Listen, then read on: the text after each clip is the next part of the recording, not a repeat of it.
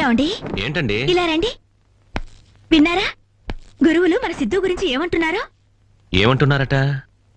ఎంత కష్టమైన పాఠమైనా చెప్పిన వెంటనే అప్పచెప్తున్నట్ట. నీ పోలికే. అది మీ పోలిక. నా పోలిక కూడా వచ్చిందట. ఏంటో అది? గురువుల దగ్గర వినయంగా ఉంటాడట. నాలాగే ఎవరితోనూ గొడవలు పెట్టుకోడట. నీలాగా. ఏమండి, ఇంకో విషయంలో నన్నే మించిపోయాడట. ఏ విషయంలో? దైవభక్తిలో. దైవభక్తిలోనా? అవునండి. వాణ్ణి చూస్తూ ఉంటే ధ్రువుడు, ప్రహ్లాదుడు, మార్కండేయుడు అందరూ గుర్తుకొస్తున్నారు. అంతా మంజునాథుడి లీల. ఎక్కడ వాడు? ఎవరు మంజునాథుడా? సిద్ధు, శివ పూజ చేస్తున్నా నాన్నగారు. శివ పూజ?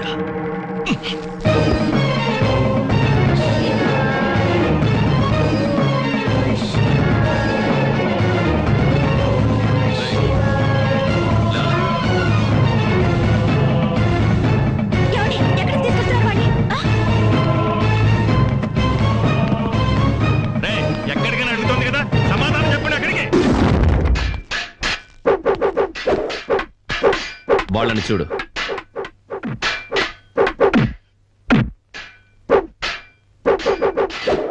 శివ పూజ కాదు, శస్త్ర పూజ చేస్తున్నారు.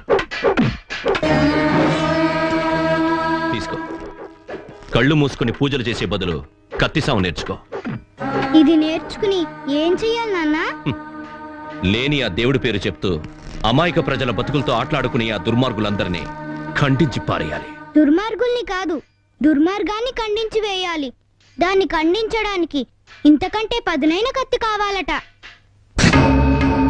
ఏ కత్తి కావాలి? భక్తి అనే కత్తి. ఎవరు చెప్పారు? దత్తాత్రేయ స్వాముల వారు. దత్తాత్రేయుడు చెప్పాడని నీకెవరు చెప్పారు? మా నాన్న? కాదు, మా అమ్మ.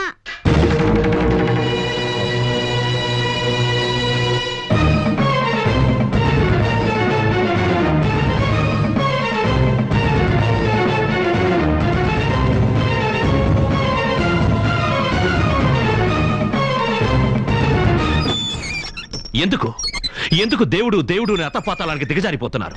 మీ మూఢనమ్మకాలతో ఈ పసిబిడ్డ భవిష్యత్తుని చీకట్లో తోస్తున్నారు. దేవుడు అంటే చీకటి కాదండి, వెలుగు. ఎక్కడుందా వెలుగు? ఎక్కడుంది? నువ్వన్నట్టు ఆ దేవుడు వెలుగే అయితే ఎందుకు పేదవాళ్ళు చీకట్లో కూర్చొని కన్నీళ్లు కారుస్తున్నారు? అన్యాయాలు, అక్రమాలు ఎందుకు ఇంకా ఊరేగుతున్నాయి? మనిషిని మనిషి ఎందుకు చంపుకుతుంటున్నాడు? సత్యహరిశ్చంద్రుడి కథ వింటూ కూడా పచ్చబద్దాలు ఎందుకు ఆడుతున్నారు? రామాయణాన్ని పారాయణం చేస్తూనే అమ్మా, నాన్న, అన్నా, తమ్ముడు, భార్య, పిల్లలు ఎందుకు వీధి కుక్కలా కాట్లాడుకుంటున్నారు? మీరు నమ్మే ఆ దేవుళ్ళకంత శక్తే ఉంటే ఈ దేశంలో అందరూ రాముళ్ళు, సీతలు, శివుళ్ళు, పార్వతులు ఉండేవాళ్ళు. ఎందుకు కాలేదు? ఆ గ్రంథాల్లో ఉన్న వాటిని జనం మనసుకు హత్తుకునేలా చెప్పేవాడు లేడు. అందుకని దేవుడి పేరిట చేస్తున్న అన్యాయాల్ని ఖండించు. అది మాని దేవుడే లేడంటాం ధర్మం కాదురా. అంటే కళ్ళకి కనిపించని వాటిని నమ్మడం ధర్మమా? కనిపించని ఆ దేవుడికి గుడ్డి నమ్మకంతో పూజలు చేసే మూర్ఖుని కాను నేను. ఇంకోసారి కనిపించని ఆ దేవుడు ఉన్నాడు ఉన్నాడు అని వితండవాదం చేస్తే అమ్మ, నాన్న, భార్య, బిడ్డని కూడా చూడను. నా దారినే చూసుకుంటాను.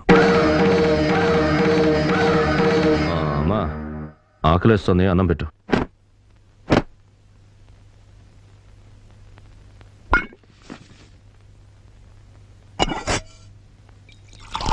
నానమ్మ, నానమ్మ, ఏంటి నాయనా? నాన్నని ఆకలి అంటే ఎలా ఉంటుందో చూపించమను. ఆ తర్వాత అన్నం పెట్టు. కళ్ళకి కనిపించినంత మాత్రాన ఆకలే లేదంటే ఎలా? దేవుడు అంతే. అలా అని మన సిద్ధు అన్నాడు.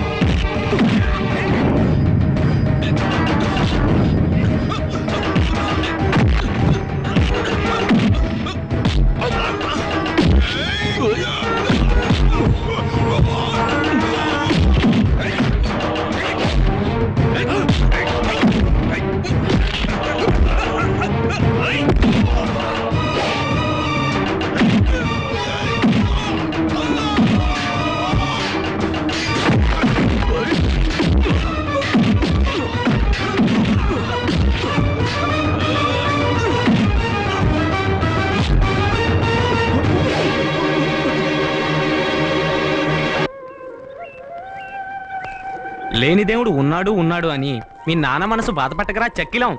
ఒరే చిన్న, మా బంగారు తండ్రివి కదూ, మా మాట వినరా. మీ నాన్నను బాధ పెట్టకురా. ఆ దేవుడు లేడని ఒప్పుకోరా. నువ్వు ఒప్పుకున్నావనుకో నీకేం కావాలన్నా కొని పెడతాను. నిన్నెక్కడికి తీసుకెళ్ళమన్నా తీసుకెళ్తాం. ఎక్కడికైనా తీసుకెళ్తారా? ఓ అయితే మహారాజు దగ్గరికి తీసుకెళ్తారా? ఓ ఇప్పుడు మహారాజు ఎక్కడుంటారు? కోటలో ఉంటారు. ఆ కోట ఎక్కడుంది? 20 ఆమడల దూరంలో. అక్కడికి మనం ఎలా వెళ్ళాలి? గుర్రబ్బక్కీలో. సరే, అక్కడికి మనం వెళ్ళగానే మహారాజు కనపడతారా? వెళ్ళి ద్వారపాలకులతో మేము రాజుగారిని చూడటానికి పక్కూరు నుంచి వచ్చామని చెప్పాలి. అప్పుడు వాళ్ళు వెళ్ళి మనం వచ్చామని మంత్రి గారితో చెప్తారు. మంత్రి గారు రాజుగారికి చెప్తారు. పలానా సమయంలో కలవండి అని మనకి మహారాజు గారు కబురు చేస్తారు. సరే, ఒకవేళ రాజుగారు వీలు కాదు అన్నారు, అప్పుడేం చేస్తారు? ఇంకో రోజు వెళ్ళాలి, అంతే కదా? అసలు మన రాజ్యంలో ఎంతమంది జనం ఉంటారు? జనం 1,00,000 దాకా ఉండొచ్చు. 1,00,000 మంది జనాన్ని పరిపాలిస్తున్న మన పక్క ఊరి రాజుగారిని చూడ్డానికే ఇంత కష్టపడాల్సి వస్తే, మరి 7 లోకాలు పరిపాలించే ఒక మహారాజు ఉన్నాడనుకోండి, ఆయన్ని చూడాలంటే దానికో పద్ధతి అది ఉంటుంది కదా? లోకాలే లేవాడా? ఎవర్రా? ఎవరు? రాజుగారు.